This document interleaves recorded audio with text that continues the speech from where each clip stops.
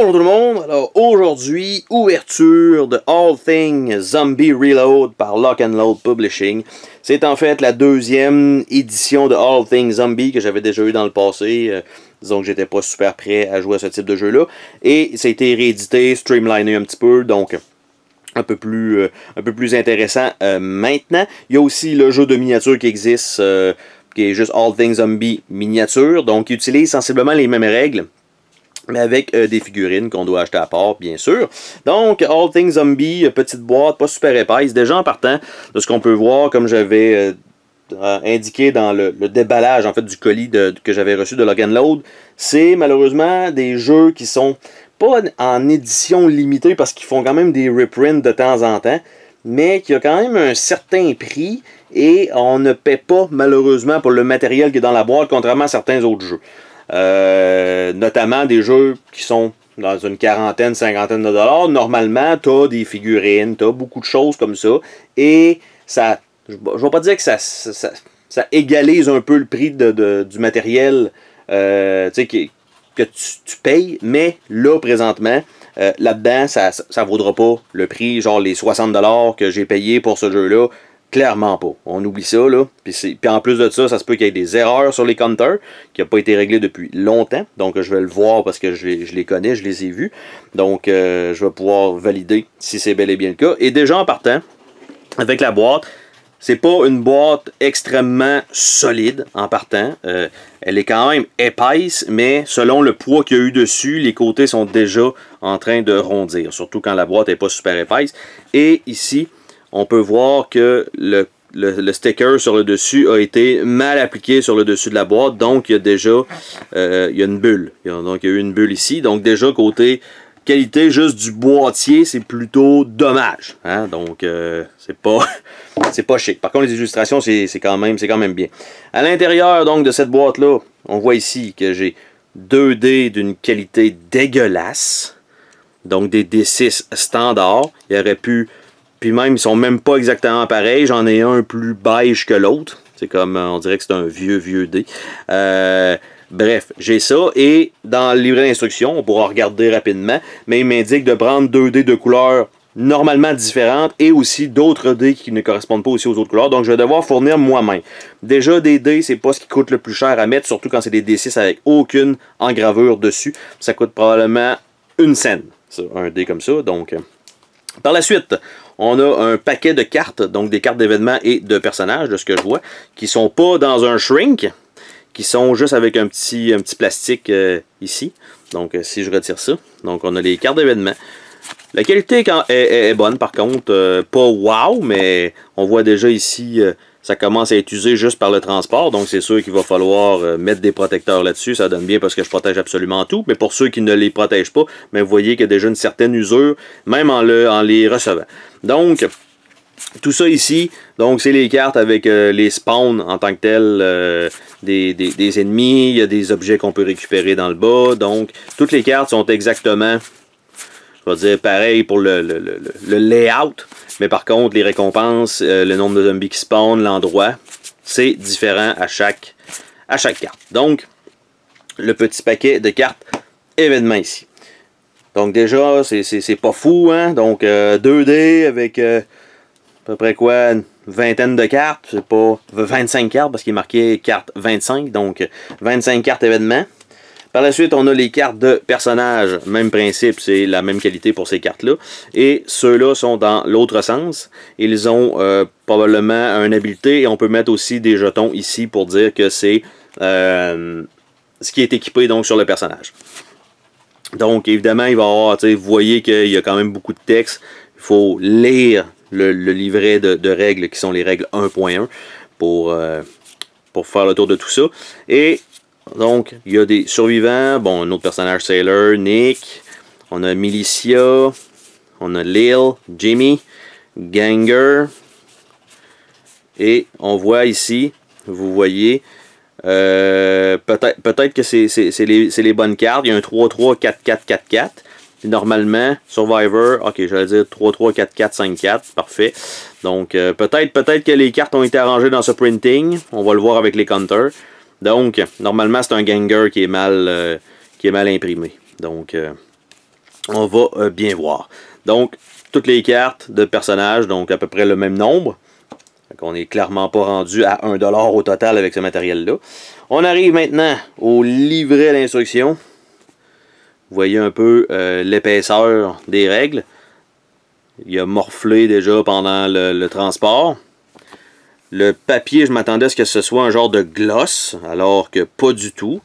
Ici en haut, vous voyez, il y a une superbe ligne clairement visible. On dirait que ça a été plié là, donc c'est un peu bizarre, ou mal coupé peut-être. Donc c'est un gros carton sur le dessus. Et les pages, pas gloss, je m'attendais à ce que ce soit gloss, sont presque papier rugueux. Plutôt burk. Mais par contre, au moins c'est coloré, c'est au moins ça. Donc, ce qui nous indique qu'est-ce qu'on a besoin pour jouer.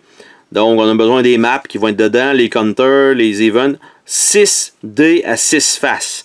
C'est mieux d'avoir au moins 6 dés, entre autres. Ça va rendre le jeu plus facile. Vous voyez comment il nous en inclut? 2. Sérieux, là, 4 dés de plus, ça n'aurait pas. Vous nous indiquez qu'il faut qu'on fournisse nous-mêmes notre propre matériel. C'est quand même assez ordinaire. Donc, on a les counters qu'on va regarder la qualité, parce qu'on a vu de toute façon sur plein de déballages, il y a une certaine qualité de counter qu'ils ne rondissent pas, qu'on ne peut pas plier presque, tellement ils sont épais. Donc, déjà, on va voir si je pense pas qu'on ait cette qualité-là non plus. Donc, on a tout ça. Le livre d'instruction, par contre, est bien fait. Donc, oui, il y a beaucoup de règles. Par contre, il y a des exemples sensiblement à chaque truc. Et le petit stop ici, c'est un récapitulatif des règles ou un exercice à faire. Donc, vous voyez qu'il y a quand même un certain nombre de pages. Je continue d'avancer jusqu'au temps que j'arrive au scénario, en fait. Règles de campagne. Meeting Human. Et on arrive à... ça serait les objectifs, je pense. Donc, à 43 pages, sensiblement, avant les objectifs. Avant les scénarios. Donc, on a un petit glossaire ici qui nous indique pas à quelle page on doit faire référence si on cherche ça. Et évidemment, un peu de pub. Donc, ce que je disais, côté miniature, Heroes of the Colosseum. Donc, déjà en partant, vraiment pas... le livret, oui, doit être efficace, mais côté printing, vraiment pas terrible. Par la suite, nous avons une première charte ici, pour si jamais on doit parler à des survivants. Donc, ça fonctionne comme ça. Les wargames, on lance 2 dés, on regarde le résultat sur une charte et on applique en conséquence. Donc, on a aussi les interactions. Donc, ça, pour l'instant, c'est correct. Un certain format de papier presque aussi épais que la couverture du livre. Après ça, nous avons donc la charte pour les combats. Même résultat dépendant des variables. Donc, si on l'a en ligne de vue, si on l'a pas, si on est au corps à corps, si on est avec un arme, si on a un télescope, si on ne l'a pas, par exemple. Donc, on a cette charte-là. Avec un petit exemple dans le bas. Donc, tous les combats sont sur la même charte. Bonne chose. Après ça, nous avons la charte des encounters, si jamais on rencontre, par exemple, des zombies, si jamais on rencontre des voleurs ou des trucs comme ça. Donc, on a aussi une charte avec ça. Donc, 3 chartes. Par la suite, on arrive donc aux maps elles-mêmes. Donc, les maps sont pliées en deux comme ça. Sont toutes empilées ensemble. Sont pas recto-verso. Ça aurait pu être des plateaux, comme vous voyez exactement de cette dimension-là sur un plateau un peu plus rigide. Eh bien non. Finalement, ce sont des cartons comme cela qu'on va déployer sur la table comme ça. Vous voyez que ça donne quand même une certaine wave. Donc, il va falloir mettre du poids dessus pour s'assurer que ce soit à plat. Normalement, ceux-là qui possèdent des wargames, ce qu'ils font, c'est qu'ils mettent un plexiglas par-dessus. Donc, c'est vraiment un style particulier. Hein. Donc, ça comme ça veut pas dire que l'expérience de jeu ne sera pas bonne. Ça veut clairement pas dire ça. Le jeu peut être excellent. La seule chose, c'est côté matériel, on n'est pas là. Donc, on a les plateaux de jeu. On voit ici, ce sont donc des hexagones comme grid de mouvement, donc avec un code F10, E11, G11 par exemple. Donc on a tout ça et le pli est quand même assez bien fait dans le milieu. C'est pas juste la feuille a été pliée, ils ont vraiment refait une ligne par-dessus. Il y a vraiment... Ça c'est quand même bien. Donc quand que la map va être à plat, ça va être bien, c'est parce qu'elle est pliée pour les besoins de la boîte. Mais est-ce que ces plateaux-là auraient pu, par exemple, être tout simplement mis sur un gros carton et être recto verso? Probablement.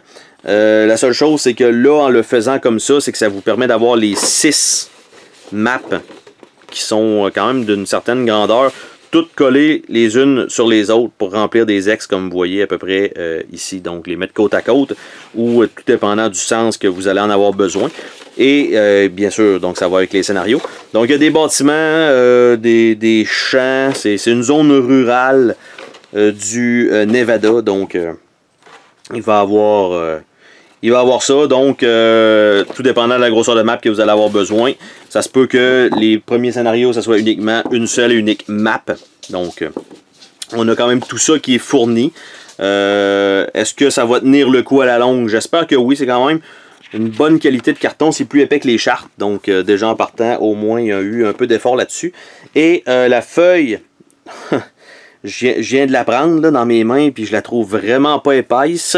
C'est vraiment pas du carton de qualité en termes d'épaisseur. Donc, si je veux, par exemple, prendre le jeton Supply, ça se dépunche. Même pas super bien en plus.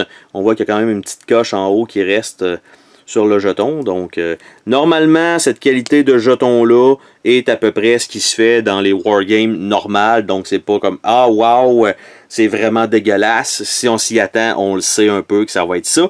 Mais par contre, pour ceux qui jouent normalement à des jeux de société et que vous allez dans un format comme ça, ça peut être un peu décevant, surtout que vous voyez un peu le matériel dans la boîte. Pas d'insert, pas rien. Le collant ici est mal collé dans le coin. Pourtant, pour le prix, je me serais attendu à une certaine qualité un peu plus intéressante de matériel, à tout le moins, mais pas du tout. Ils sont allés au minimum disponible, mais ils vendent quand même un certain gros prix. Donc ici, on voit même la feuille de punch n'a même pas été bien coupée autour parce que le nom est séparé en deux, mais au moins les counters sont quand même tous là, tous corrects. Et en fait, celui qui est mal imprimé, c'est comme vous voyez ici, on a Tootal et Jimmy, et si je retourne, donc ce serait ces deux-là ici, où mes doigts sont, et c'est Jimmy qui est derrière Tootal, et Tootal qui est derrière Jimmy. Donc, 4 ans et demi après avoir mentionné ça dans les errata, ils n'ont toujours pas modifié leur compteur dans leur boîte. Est-ce que ça vous donne une idée à quel point ils sont lazy, hein? Donc, c'est vraiment là...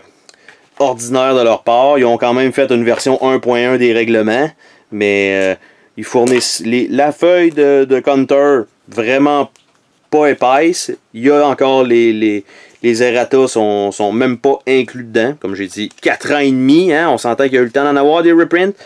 Les feuilles pour la map, c'est correct. Les chartes, c'est correct. Les cartes sont d'une certaine qualité quand même, mais il y a une carte qui fait défaut, donc un errata à appliquer, même maintenant. Je le répète encore, 4 ans et demi après. Il aurait pu facilement aller les faire imprimer et les ajouter dans une petit sac Ziploc dans toutes les boîtes, là, facilement. Puis ils ont décidé de ne pas le faire. Et on a, dans le livret d'instruction, nous indique que ça vous prend au moins 6 dés, ils en fournissent 2. What the fuck? Donc, ça fait le tour de ce déballage de All Things Zombie. Donc, déjà en partant, pour ce qui est du déballage, c'est très, très, très décevant. Hein? Il n'y avait pas grand-chose de bon là-dedans. Par contre, je sais que le système de gameplay est bon. Et j'espère que ça va quand même effacer tous les points négatifs de ce déballage, en fait, du contenu dans la boîte et le prix qui est payé. Sur ce, on se dit à la prochaine pour un autre déballage. Salut tout le monde! Oh, attends, pars pas de même. Je veux te remercier d'avoir regardé la vidéo. N'oublie pas de t'abonner si ce n'est pas déjà fait. N'hésite pas à laisser un commentaire sur la vidéo, ça me fait toujours plaisir de te lire. Tu peux laisser un petit pouce bleu vers le haut, juste ça, ça fait ma journée. Je t'invite également à visiter mes autres chaînes et à visiter mon Patreon. Merci pour ton soutien.